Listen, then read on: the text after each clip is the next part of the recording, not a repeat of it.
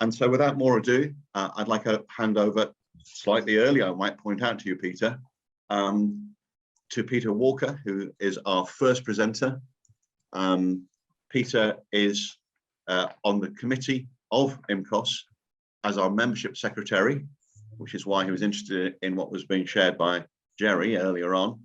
His background is as a chartered accountant in one of the major global firms, but he is now an authority on the county of Essex in the British Isles, and he created the published catalogue held by the Essex Record Office.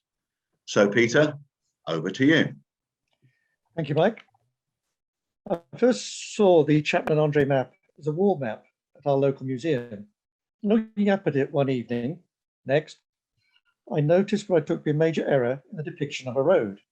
Next, the brown road that runs north from past Audley End House up towards the village of Littlebury. Now, when it gets that road as it runs like that, next, it has to perform it takes the wrong line, because it needs to turn a right angle to get to Littlebury Church, which has a tower, where it has to do another right angle before proceeding northwards through the village and off towards Chesterford and Cambridge. Now, this is simply not our road that we have today, which still has its turnpike milestone along it, as it runs straight up the line of the hedge road next to the church, the blue line. So just how accurate is what is supposedly this very accurate Chapman and Andre map? Next.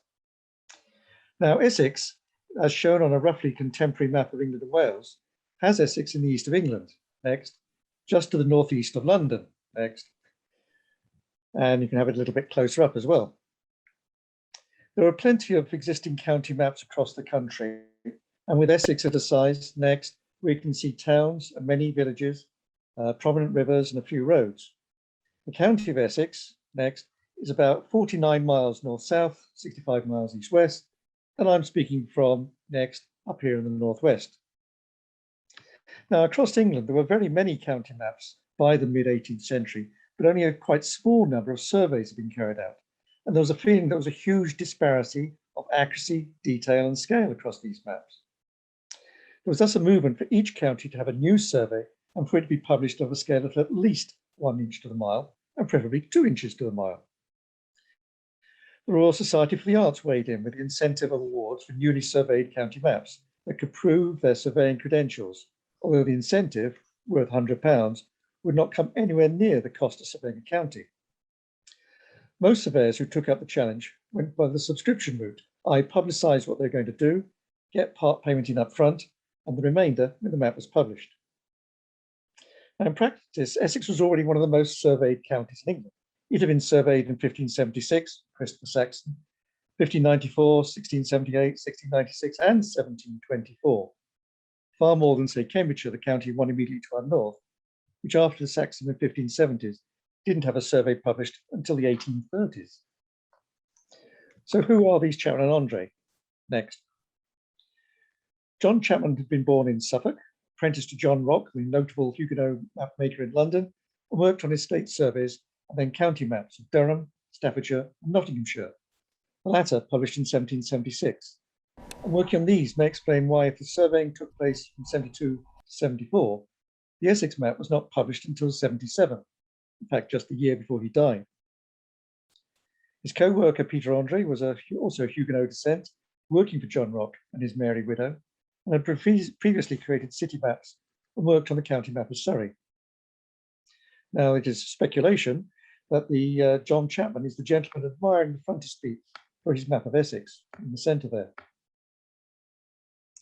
Their map was going to be 2 inches to the mile, which is 1 to 31,680, far larger than anything previously, the largest before being about 1 to 75,000.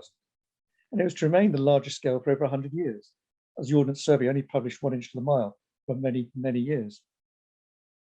So let us start next with the index sheet, showing the publication split over 25 sheets. Basically, that's the index map. You've got 5 columns, 5 rows, give you the 25 sheets. The bottom right-hand sheet being the frontispiece sheet just seen. Now, you could buy your copy as an atlas with 25 sheets plus the index sheet, or as a wall map with the 25 sheets joined together as one very large map. Alternatively, just buy it as a set of 26 separate sheets for your own choice. Each sheet map, the actual map itself is 45 centimeters high by 58 centimeters wide, plus very large margins.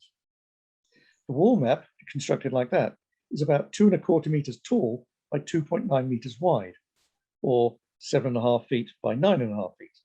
It is big. Individual sheets, next, look something like this. And in close-up, next. This makes Northwest Essex look positively alpine, with many valleys.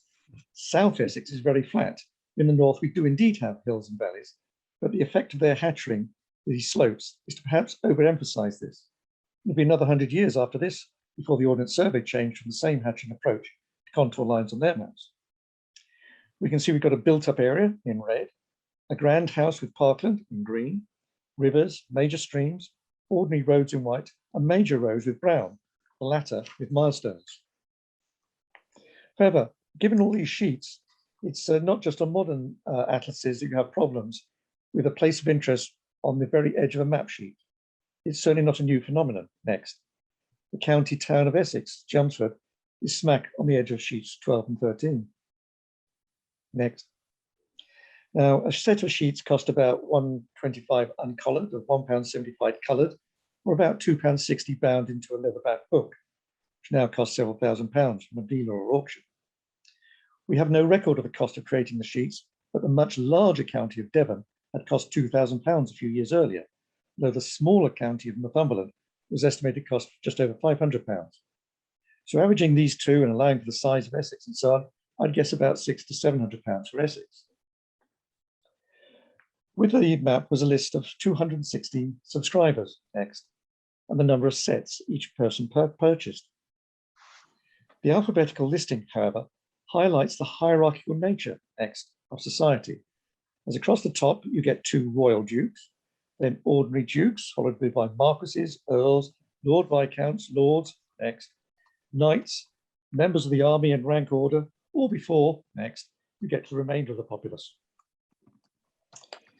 In the subscriber listing, we see that some people bought multiple copies, next, giving a total of 240 sets that were paid in advance of publication, and at an estimated average of £2.25 a set, gives an income of about £500 to £600, a lot less than the cost of production. However, the map seems to have been very popular, as was a further reprinted in 1785, with an additional 6 subscribers added. So with sales to unnamed people, it probably just about made a profit. And there's a further full-size reprint in 1833. Now, the map is highly accurate in its depiction of places, particularly outside the towns, such that if a house outside a town is marked on the map, you can be pretty confident it was indeed in that location in 1777. And indeed, if it's not on the map, it was probably not there in 1777.